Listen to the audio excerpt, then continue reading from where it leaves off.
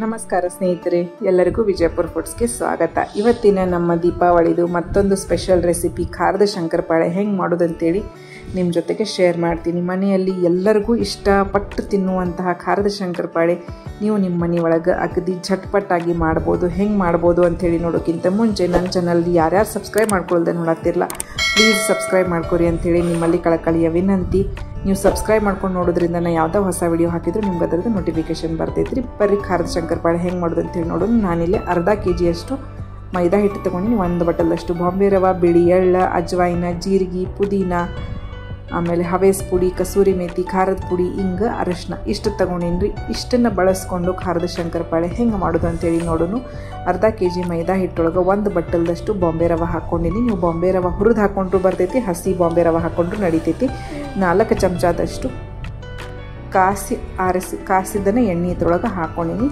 ಎಣ್ಣೆ ಕಾಸು ಹಾಕೊಳ್ಳೋದ್ರಿಂದ ಶಂಕರಪಾಳೆ ಭಾಳ ಪಳ್ಳಾಗಿ ಕುರುಕುರುವಾಗಿ ಬರ್ತಾವೆ ನೋಡ್ರಿ. ಆಮೇಲೆ ಒಂದೊಂದಾಗಿ ನಾವು ತೊಗೊಂಡಿರುವಂತಹ ಎಲ್ಲ ಮಸಾಲೆನೂ ಇದ್ರೊಳಗೆ ಜಸ್ಟ್ ಒಂದು ಸತಿ ಆ್ಯಡ್ ಮಾಡ್ಕೊಂಡ್ಬಿಡೋದು. ನಿಮಗೆ ಖಾರದ ಪುಡಿ ಬ್ಯಾಡ್ ಅಂತಂದರೆ ನೀವು ಹಸಿ ಖಾರನೂ ಹಾಕೋಬೋದು. ಹಸಿ ಖಾರ ಹಾಕೊಳ್ಳೋರಿದ್ರೂ ಅಲ್ಲ ಬೆಳ್ಳುಳ್ಳಿ ಪೇಸ್ಟನ್ನು ಆ್ಯಡ್ ಮಾಡ್ಕೊರಿ, ಅದರದೊಂದು ಘಮ ಬೇರೆ ಬರ್ತೈತಿ. ಆಮೇಲೆ ಇದು ರೆಡ್ ಆಗಿ ಬರ್ತಾವೆ, ಅದು ಒಂದು ಸ್ವಲ್ಪ ಗ್ರೀನ್ ಆಗಿ ಬರ್ತೈತಿ. ಎರಡೂ ಶಂಕರಪಾಳೆನೂ ಭಾಳ ಟೇಸ್ಟಿ ಆಗ್ತಾವೆ. ನಮ್ಮ ಮನೆಯೊಳಗೆ ಎಲ್ಲರೂ ಈ ರೀತಿ ಇಷ್ಟಪಡೋದ್ರಿಂದ ನಾನು ಕೆಂಪು ಖಾರನ ಹಾಕ್ಕೊಂಡಿನಿ. ಆಮೇಲೆ ರುಚಿಗೆ ತಕ್ಕಷ್ಟು ಉಪ್ಪನ್ನು ಇದ್ರೊಳಗೆ ಆ್ಯಡ್ ಮಾಡ್ಕೊಳತ್ತೀನಿ. ಆಮೇಲೆ ಜಸ್ಟ್ 1 ಚಿಟಿಕೆದಷ್ಟು ನಾವು ಇದ್ರೊಳಗೆ ಸೋಡಾ ಆ್ಯಡ್ ಮಾಡ್ಕೊಳ್ಳೋನು. 1 ಚಿಟಿಕೆದಷ್ಟು ಸೋಡಾ ಆ್ಯಡ್ ಮಾಡ್ಕೊಂಡಾದ್ಮೇಲೆ ಈ ರೀತಿ ಒತ್ತಿ ನೋಡಿದ್ರೆ ನೋಡ್ರಿ ಹಿಟ್ಟು ಮೆತ್ತಗಾಗ್ಯದ ಅಂಥೇಳಿ ನಮಗೆ ಗೊತ್ತಾಗ್ತೈತಿ. ಅದ್ರ ಜೊತೆಗೆ ಸ್ವಸ್ವಲ್ಪಾಗಿ ನಾವು ನೀರನ್ನು ಆ್ಯಡ್ ಮಾಡಿಕೊಂಡು ಈ ಹಿಟ್ಟನ್ನು ನಾವು ಪೂರ್ತಿ ಗಟ್ಟಿಯಾಗಿನ ಕಲಿಸ್ಕೋಬೇಕಾಗ್ತೈತಿ. ಬಾಂಬೆ ರವೆ ಹಾಕಿರೋದ್ರಿಂದ ನೋಡ್ರಿ ಸ್ನೇಹಿತರೆ, ಒಮ್ಮೆ ನೀವು ನೀರು ಹಾಕಿದ್ರಂದ್ರೆ ಗೊತ್ತಾಗಂಗಿಲ್ಲ. ಅದಕ್ಕೆ ಸ್ವಲ್ಪನೇ ನೀರು ಹಾಕ್ಕೊಂಡು ನೀವು ಇದನ್ನು ಗಟ್ಟಿಯಾಗಿ ಕಲಿಸ್ಕೋಬೇಕಾಗ್ತೈತಿ. ಗಟ್ಟಿಯಾಗಿ ಕಲಿಸ್ಕೊಂಡ್ರಂದ್ರೆ ಖಾರದ ಶಂಕರಪಾಳೆ ಮಸ್ತ್ ಕ್ರಿಸ್ಪಿಯಾಗಿ ಬರ್ತಾವೆ. ನೀವು ಅಳಸಾಗಿ ಕಲಿಸ್ಕೊಂಡ್ರೆ ಎಣ್ಣೆ ಹಿಡಿಯೋಕೆ ಸ್ಟಾರ್ಟ್ ಆಗಿಬಿಡ್ತೈತಿ. ಆಮೇಲೆ ಅವು ಆರಿದ ಮೇಲೆ ಏನಾಗ್ಬಿಡ್ತಾವೆ, ಮೆತ್ತಗಾಗ್ಬಿಡ್ತಾವೆ. ನಮಗಿಲ್ಲಿ ಫುಲ್ ಕುರು ಕ್ರಿಸ್ಪಿಯಾಗಿ ಶಂಕರಪಾಳೆ ಬೇಕಾಗಿರೋದ್ರಿಂದ ನಾವು ಇದನ್ನು ಗಟ್ಟಿಯಾಗಿನ ಕಲಿಸ್ಕೋಬೇಕಾಗ್ತೈತೆ ನೋಡ್ರಿ. ನೀವು ನಿಮ್ಮ ಮನೆ ಒಳಗೆ ಶಂಕರಪಾಳೆ ಹೆಂಗೆ ಮಾಡ್ತೀರಿ ಅಥವಾ ಈ ಸತಿ ಹಬ್ಬದ ವಿಶೇಷ ನೀವು ಏನೇನು ಮಾಡಿರಿ ಅಂಥೇಳಿ ನನ್ನ ಜೊತೆಗೆ ಶೇರ್ ಮಾಡಿರಿ ಸ್ನೇಹಿತರೆ. ನೋಡಿರಿ, ನಾನು ಈ ರೀತಿ ಗಟ್ಟಿಯಾಗಿ ಕಲಿಸ್ಕೊಂಡಿನಿ. ಇದು ಆರಿದ ಮೇಲೆ ಮತ್ತಿಷ್ಟು ಇನ್ನೊಂದು ಸ್ವಲ್ಪ ನೆನೆದ ಮೇಲೆ ಗಟ್ಟಿ ಆಗ್ತೈತಿ. ಯಾಕಂದರೆ ನಾವು ಬಾಂಬೆ ರವೆ ಹಾಕಿರ್ತೀವಲ್ರಿ, ಅದು ಅಷ್ಟು ನೆನೆದು ಮತ್ತಿಷ್ಟು ಹಿಟ್ಟು ಗಟ್ಟಿಯಾಗಿ ಬರ್ತೈತಿ. ಈ ಹಿಟ್ಟನ್ನು ನಾನು ಬರೋಬ್ಬರಿ 20 ರಿಂದ 25 ನಿಮಿಷ ನೆನೆ ಇಟ್ಟಿದ್ದೆ. ನೆನೆ ಹಿಟ್ಟು ಆದಮೇಲೆ ಈ ರೀತಿ ಇನ್ನೊಂದು ಸತಿ ಅದನ್ನು ಮೆದ್ಕೋಬೇಕಾಗ್ತೈತಿ ರೀ. ಮೆದ್ಕೊಂಡಾದ್ಮೇಲೆ ಎಲ್ಲ ರವೆ, ಬಾಂಬೆ ಹಿಟ್ಟು, ಮಸಾಲೆ ಎಲ್ಲ ಚೆಂದಾಗಿ ಮಸ್ತಾಗಿ ಕೂಡ್ಕೊಂಡು 20 ನಿಮಿಷ ನೆನೆದಾದಮೇಲೆ ನಾವು ಇದನ್ನು ಒಂದೊಂದು ಚಪಾತಿ ಹಿಟ್ಟಿನ ಉಳ್ಳಿಗಳನ್ನು ಮಾಡಿಟ್ಕೋಬೇಕಾಗ್ತೈತಿ. ಸ್ನೇಹಿತರೆ, ಇಲ್ಲಿವರೆಗೂ ನನ್ನ ವಿಡಿಯೋಸ್ ನೋಡಿ ನೀವು ಇಷ್ಟಪಡೋದ್ರಿಂದ ನನಗೂ ಭಾಳ ಖುಷಿ ಆಗ್ತೈತಿ. ನೀವು ಎಲ್ಲ ಕಮೆಂಟ್ಸ್ ನೋಡಿ ಇಷ್ಟು ಖುಷಿ ಆಗ್ತೈತಲ್ಲ, ಇನ್ನೂ ಹೊಸ ರೆಸಿಪಿ ನಿಮ್ಮ ಜೊತೆಗೆ ಶೇರ್ ಮಾಡಬೇಕು ಅಂಥೇಳಿ ಅನ್ನಿಸ್ತೈತೆ ನೋಡ್ರಿ. ಈ ರೀತಿ ಚಪಾತಿ ಉಳ್ಳಿಗಳನ್ನು ನಾನು ಮಾಡಿಟ್ಕೊಂಡಿನಿ.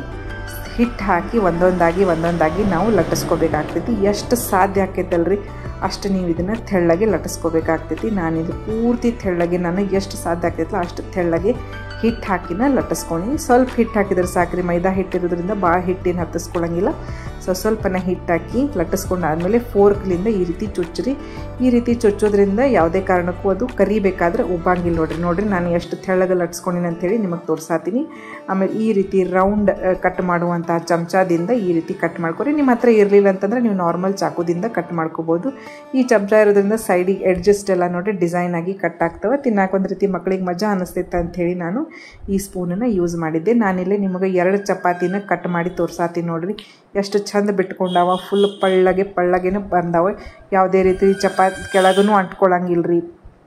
ಇಷ್ಟು ನೀಟಾಗಿ ಕಟ್ಟಾಗತ್ತಿದ್ವಲ್ಲ ಹೇಳತ್ತೆ ನಿಮ್ಗೆ. ಮಸ್ತಾಗಿದ್ದು ನೋಡ್ರಿ. ಆಮೇಲೆ ಯಾರ್ದು ಸಹಾಯ ಇಲ್ಲದೆ ನೀವು ಒಬ್ಬರೇನ ಪಟ ಈ ರೆಸಿಪಿ ಮಾಡ್ಕೋಬೋದು. ನಾನಿಲ್ಲಿ ಅರ್ಧ kg ಶಂಕರಪಾಳೆ ನಿಮಗೆ ಇವತ್ತು ಮಾಡಿ ತೋರ್ಸಾಕತ್ತೀನಿ. ಈ ರೀತಿ ಕಟ್ ಮಾಡಿಟ್ಕೊಂಡಾದ್ಮೇಲೆ ನಾನು ಎಣ್ಣೆ ಕಾಯಕ್ಕಿಟ್ಟಿದ್ದೆ. ಒಂದೊಂದಾಗಿ ಹಾಕಿ ನೀವು ಚೆಂದಾಗಿ ಒಂದು ಲೈಟ್ ಬ್ರೌನ್ ಕಲರ್ ಬರೋವರೆಗೂ ನೀವು ಇದನ್ನು ಎಣ್ಣೆ ಒಳಗೆ ಕರಿಬೇಕಾಗ್ತೈತಿ.